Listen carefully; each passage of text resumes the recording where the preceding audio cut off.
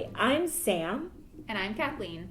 We are teen services librarians at the new Canaan Library, and we are back for another episode of our Young Adult Book Brunch podcast. So we're here for our 6th podcast. Amazing. And the end of our first season, as we decided to define it. It's the season finale. I like that it makes it a party. This has been such a fun ride. We started recording in March. Almost immediately afterwards, the world shut down. We were in quarantine. We've been Skyping together. And Kathleen and I are actually back at the library, but we have masks on our face, so we might be slightly muffled. We don't know how this will sound. We broke out the yardstick and we've been measuring to make sure we're at the proper distance away from each other. And hopefully the microphone is equidistant from each of us. We tried. So we apologize for any funky sound quality. So we actually, at the end of our last podcast, we went back to letting everybody vote. And they voted for With the Fire on High by Elizabeth Acevedo. This is interesting because this is the first time we're talking about a book that neither of us read going into this. Yeah, right. Kind of a risky choice, I guess. So we're both coming into this fresh. I don't know if we talked about last time. I had read The Poet X, and that was one of the reasons why I had picked this book as a possible choice. So I don't know if you had read that as well, or if you had any experience with her. Didn't, and that's what I'm really excited about because The Poet X was written in verse, and it won a lot of awards. It received a lot of attention. I heard it was a great book. Unfortunately, I never got to it. It's on my never-ending to-read list. But you did, and so I'm curious because With the Fire on High is in prose. And so it'll be interesting for me to hear about the difference between the two. So as just a brief introduction, With the Fire on High is... unlike The Poet X, this is her first book in prose rather than poetry. It's the story about Imani Santiago, who is this aspiring chef. She kind of uses cooking as her creative outlet. She's also a teen mother, so she's kind of balancing, trying to find a way to juggle all of her responsibilities, which there are a lot of those. So it's kind of just all about how she's managing to find her way to kind of explore her own creative side and to pursue. She has this class that is going to allow her to study abroad in Spain, so to kind of pursue her dreams while also taking care of all of the people in her life who rely on her. So what did we think? So this is interesting because usually when we get to this point, one of us is at the edge of our seats wondering about how the other one is going to respond to the recommendation. So I will tell you that I really liked it, but I wanted to like it more than I did. I get that. Do you? I will say, I think especially coming off The Poet X, which, it was like a National Book Award winner, I think. It was a Prince Award winner. It was really celebrated, and it was a great book. I think this book is not quite as exciting as that book. I think that as much as I found things to like about it, I couldn't help myself from kind of measuring it against that book. And I think in that sense, I did feel that it wasn't, quite as exciting to me. Well, okay, so that's interesting because for me, I did not read The Poet X, and I can tell you what I loved about With the Fire on High is the voice of the main character. I feel a very likable main character, which we've talked about is not something either of us really need in a book. But I liked liking this character. She's very sure of herself. She's headstrong, and she comes across a lot of things that she does feel uncertain about. But the way she carries herself, the way she maintains her family values, her passion, her intensity, I really loved that. I also loved a lot of the writing. And it's funny because it's my turn to share a quote, and I couldn't find something that really captured. There were moments of it, but I'm going to presume that The Poet X probably had a lot more beautifully written language. There was just here, With the Fire on High, there was a really great turn of phrase here or there, or just a really sort of neat way to capture something or end a paragraph. What was tough for me, I'm going to drop a bomb here. Oh no. I felt like it was a fantasy fairy tale.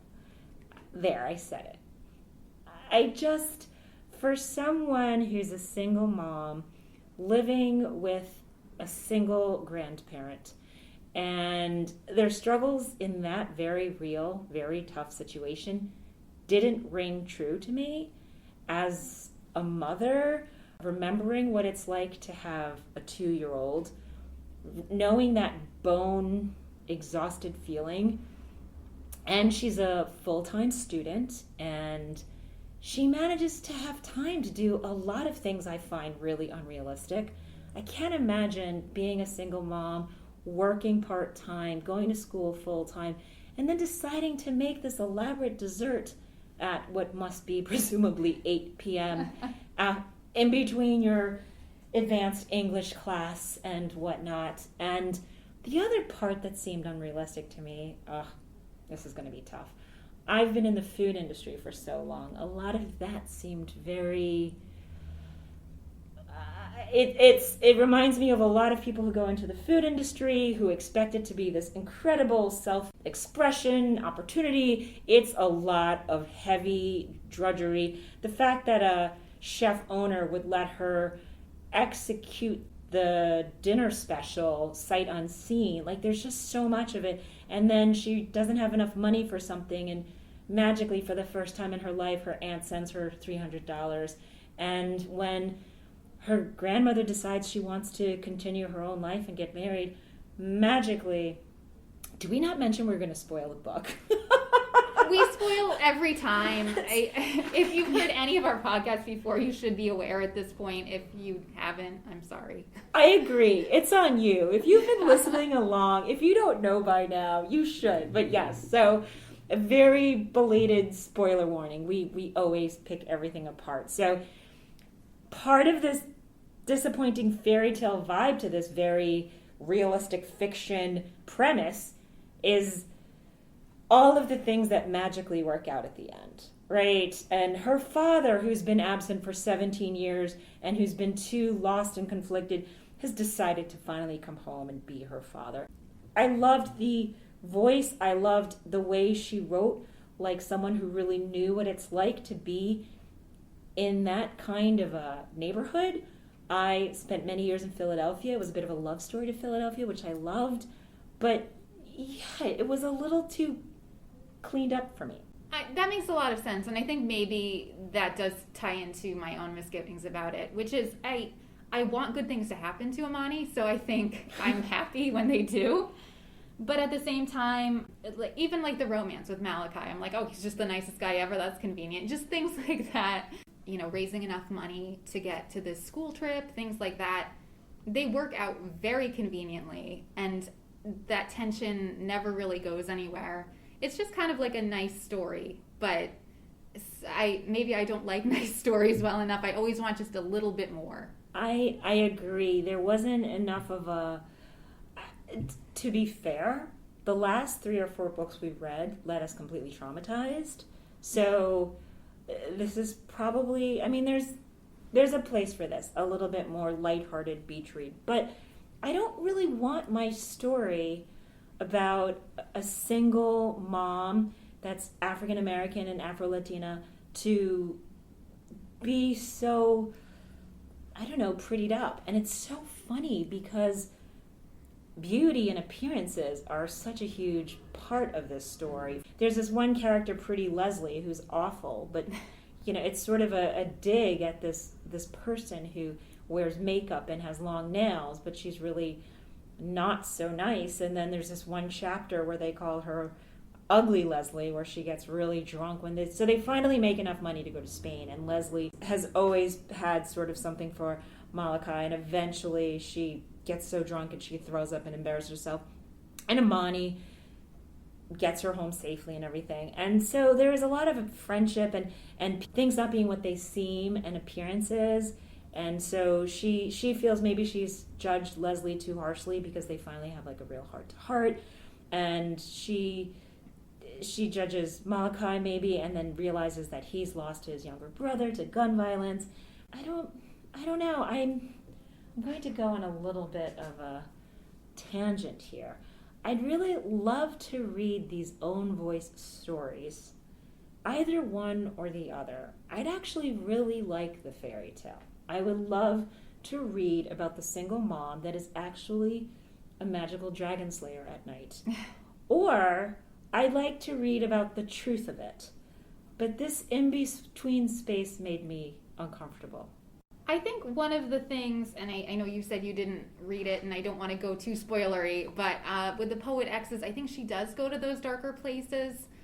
And I know what you're saying about the fantasy of it versus either showing it like it is or going full fantasy. And I think this would have been better for me too if it were a little more unreal in a way, so that I didn't think that it was trying to portray life as it is. And there are those hints too of kind of magical realism that maybe that could have been explored more, and I would have felt maybe better about the tone. You know, I'm so glad you mentioned that. I have this in a note here that it hints at magic. I am a sucker for food books where there's magic involved, and or witchery and witchcraft and the lighter sides of magic where you can make a dish and it's sort of a spell, and that's hinted at all through the book. Whenever Amani makes a dish, people remember something. It makes her grandmother cry. There's this huge scene with her father remembering Amani's deceased mother. And even, she makes a meal for her best friend and her girlfriend. Towards the end of the book, when they're in Spain, this Spanish chef that Imani's sort of the apprentice for this brief stay in Spain, tells her that, she almost is trying to get her to insist that there's magic.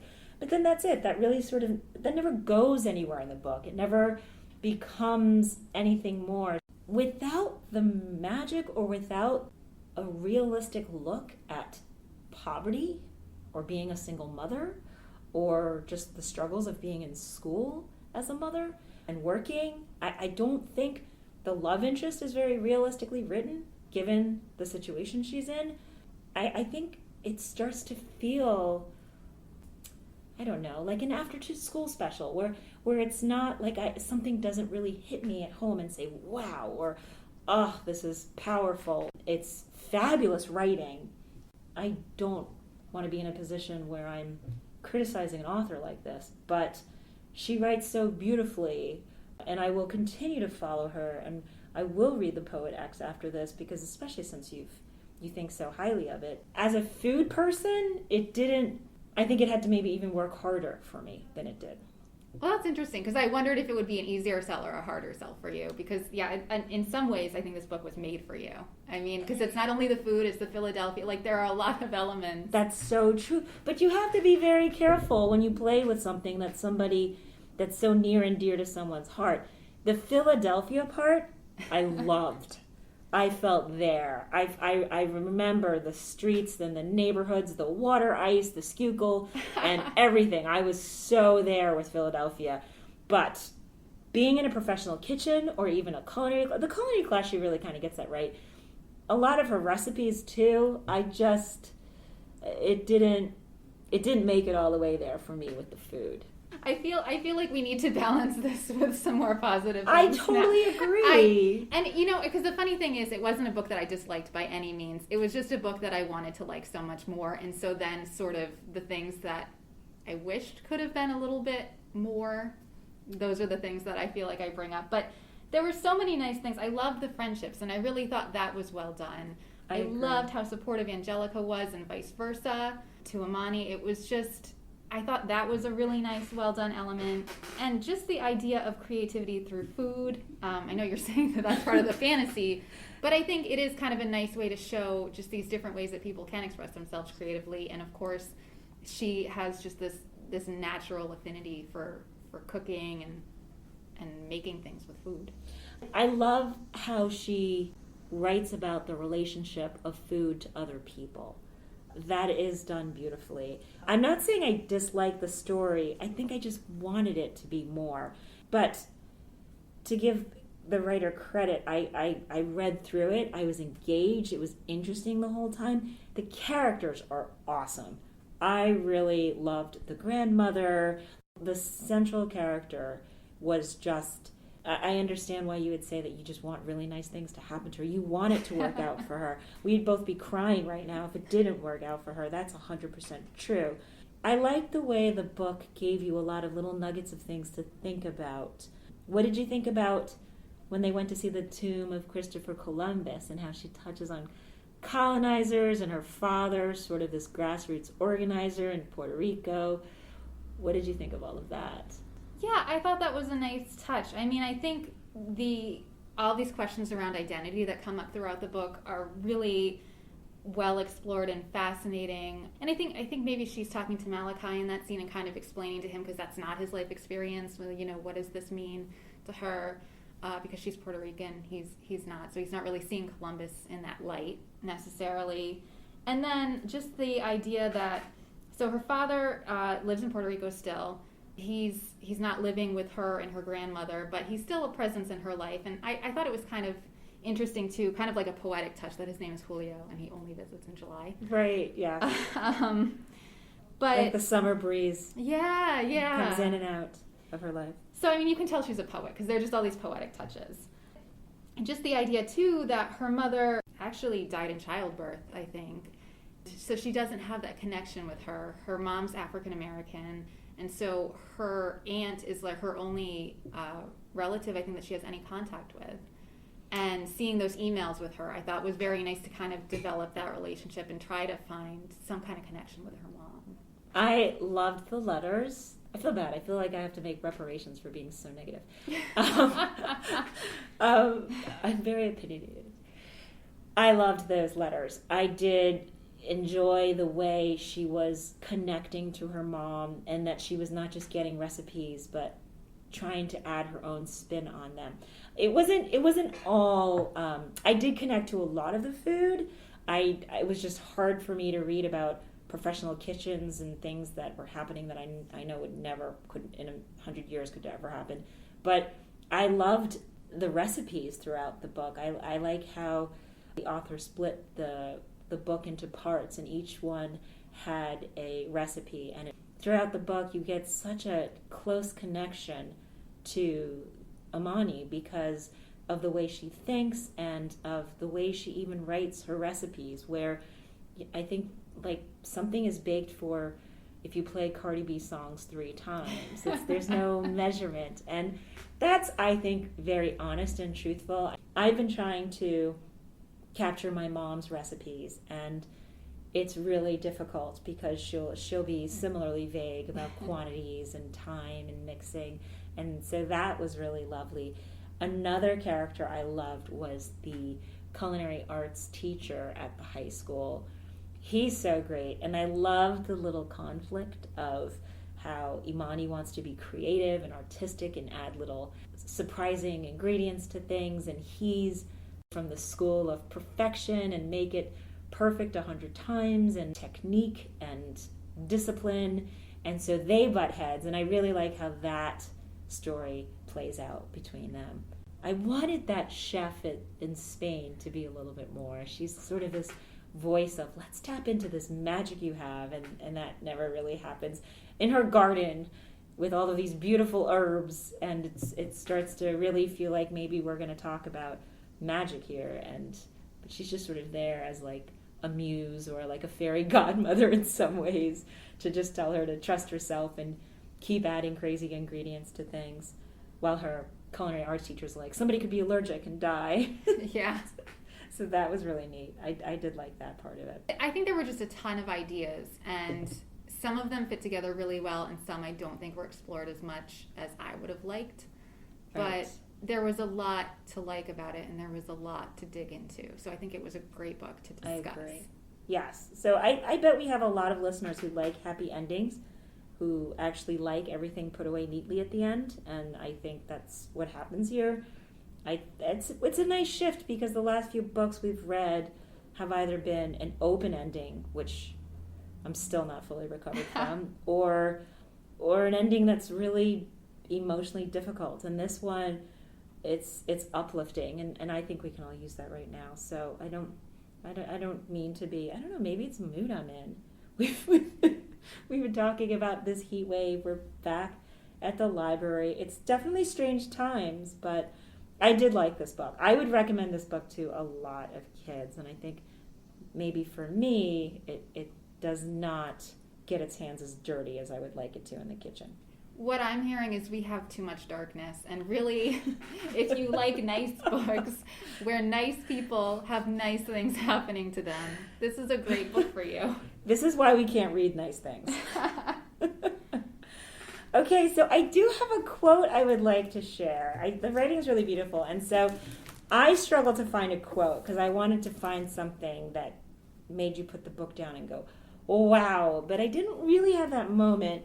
I was going to read some of the recipes, which are really adorable and lovely, but I decided to pick this. It's a little bit long, but I love this passage. Throughout the book, Imani's cooking for a lot of different people, and eventually she finally cooks for herself, and her daughter is with Tyrone, her the biological father, and her grandmother confesses to being on a date, and so she's like, oh, I should call this person or this person. She decides to cook for herself. When the oven chimes, I pull the lasagna out and wash the dishes in the sink while I let it rest for a couple of minutes. My fingers are itching to grab my phone, to talk to someone, to distract myself on social media, but instead, I take out a plate and place a thick square of lasagna on it, decorating it with some basil. I plate my salad and set the small kitchen table. From the fridge, I pour myself a small glass of Vuela's holiday wine. I know she'll raise an eyebrow when she sees I had some, but she won't reprimand me. Growing up, she was allowed to drink from the time she was 14, and she finds the alcohol rules on the mainland excessive. And even if she did have something to say, I don't think it would bother me. Because today I am alone, in my kitchen, with a meal I made myself. I sit at the table and cut a bite of the lasagna. I don't know what I am going to be or who I am not. My own desires are thickly layered like the food on my plate. But I know that one day soon I'll be a grown-ass woman, so I let myself enjoy the meal, the moment, and my own company. Yeah, that's really nice. Yeah, the writing's lovely. Writing is. I feel that I need to write a note to Elizabeth Acevedo because I've been a little negative, but it's a beautiful book. I really did enjoy it. We're really going to have to listen to this after because I don't know if the heat's affecting us, and maybe it is. But yeah, so I recommend it. I highly recommend it. Yes, and it's I guess maybe not fair that I want it to be something it wasn't. As it stands, it's a great book. It's a great read, and I do recommend it. It is, and it's probably one of the most beautiful books I have ever seen. Oh, the cover's gorgeous. The cover is so gorgeous. The design of it is it's a really nicely made book. It's making me hungry. It's got this vanilla and lavender, and there's on a mango, and she's beautiful with her hair tied up and her curls. Yeah.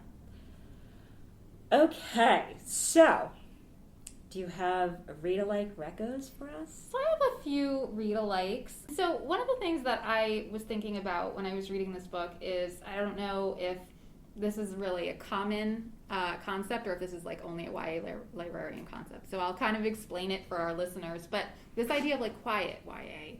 And so maybe not the flashiest kinds of books, maybe the books that are under the radar a little, so maybe not usually like your fantasy or your adventure type stories, but kind of quiet. So this book was really popular, but I still feel like it falls into that category of like, it's just sort of these short chapters of like little events that happen and they kind of just go along, and it's nice not to have the flashiness, I think, sometimes, and just really dig into a character.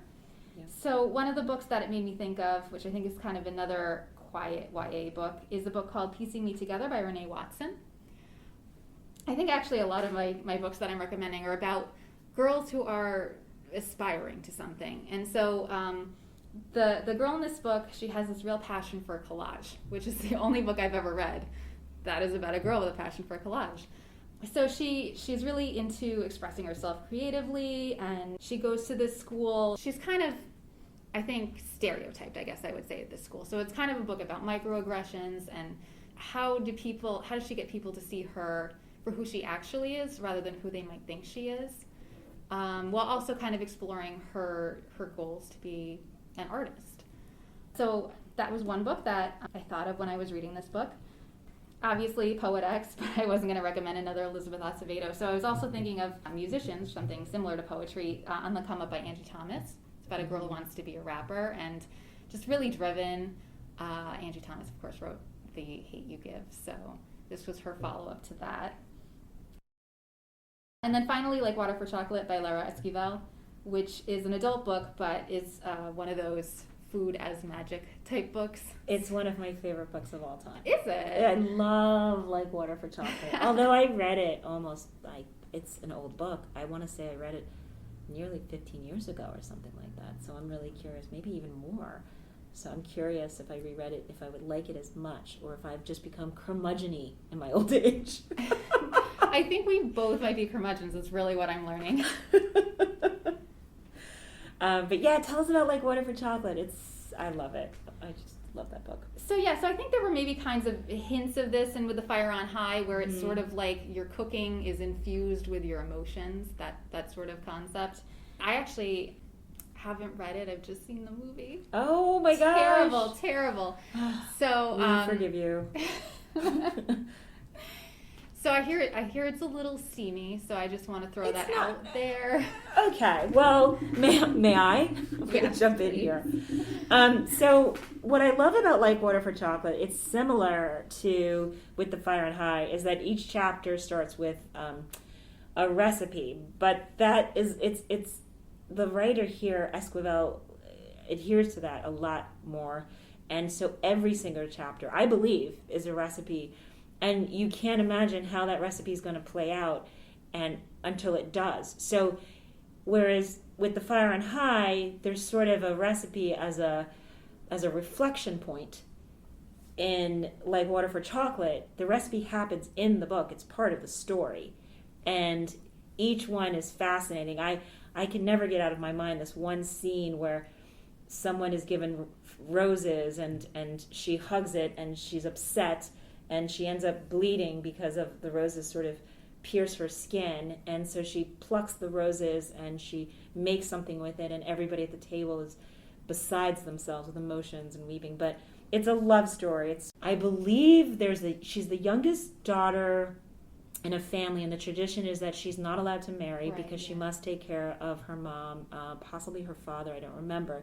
But she's madly in love. And of course, the man that she's in love with is courting and I believe marries or whatever the relationship. So she's just sort of on the side caring for everyone while she's just sort of brokenhearted and has this play out. But it's beautifully written. I think both writers both With the Fire on High and Like Water for Chocolate are beautifully written. But the way Like Water for Chocolate uses the food and the recipes, it plugs right into the drama and the story in surprising and often really neat literary ways that it just sort of happens as part of the plot. So I do love that book.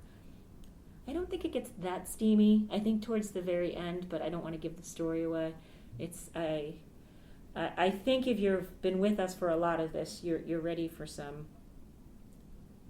most of what happens in that, although I should probably double check so that I don't get into a tremendous amount of trouble. But if you liked the food part of With the Fire on High, that's a great recommendation, Kathleen. Are we at the end of our season? I think we are. So. I don't feel like I've left with my best work. I know. It's like, was that a high note? But that's okay. We've just been really honest about how we feel about these books, and it's been really, I have read so many things with you in the last 6 months. That's amazing, and we've had a really great time. So we're going on hiatus. We are back at the library. We're busy. We have patrons back in the library, which is really great for me.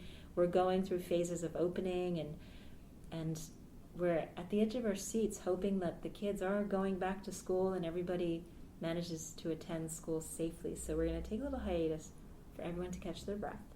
And then later this fall, we're going to come out with our new and improved season 2. Only depressing books. No. No, we did a broad range, but yes, check our website. You can always email us and let us know what you would like to be reading, and we will read along with you. Yeah, we would love to hear recommendations. Yes, so it would be healthy for Kathleen and I to have people make us read happy books. I think so. We're so uncomfortable with happy. We really are. And I think that's the thing, is that I even like to dissect a book that I enjoyed. What does that say about me? That's what we do. It's great. It's wonderful. All right, so until next time. Bye. Bye.